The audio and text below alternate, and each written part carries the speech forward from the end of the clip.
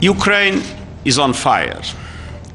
The Secretary General not mincing his words, pointing to the targeting of roads, airports and schools by Russian forces, infrastructure that now lies in ruin, with a growing humanitarian emergency, rising refugees, internally displaced, and a growing shortage of critical supplies.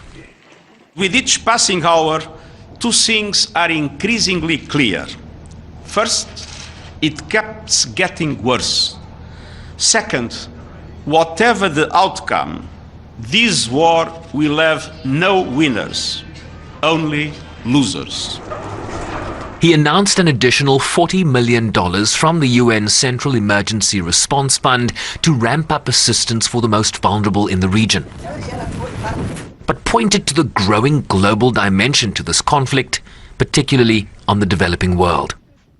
Even before the conflict, developing countries were struggling to recover from the pandemic with record inflation, rising interest rates, and looming debt burdens.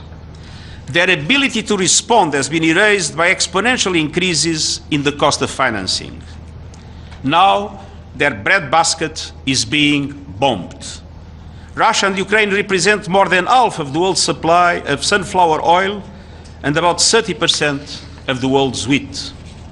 Ukraine alone provides more than half of the world's food programs with supply.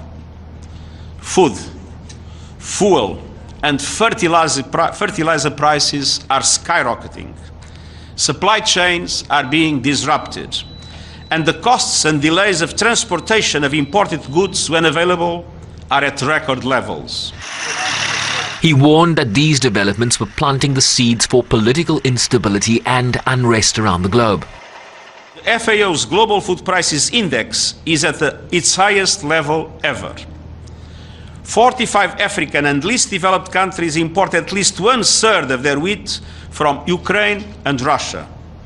18 of those countries import at least 50%. This includes countries like Burkina Faso, Egypt, Democratic Republic of the Congo, Lebanon, Libya, Somalia, Sudan, and Yemen.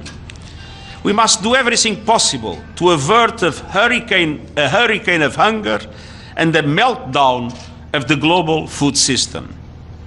In addition, we are seeing clear evidence of this war draining resources and attention from other trouble spots in desperate need. He also called the raising of the alert level of Russian nuclear forces a bone-chilling development, adding that the prospect of a nuclear conflict was now back in the realm of possibility.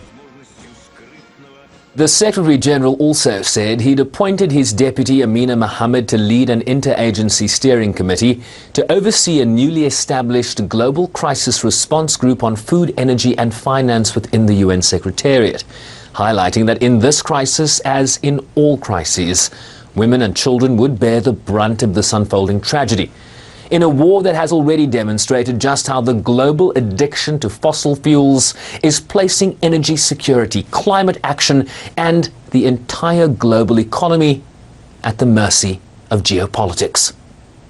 Sherwin Bryce-Pease, SABC News, New York.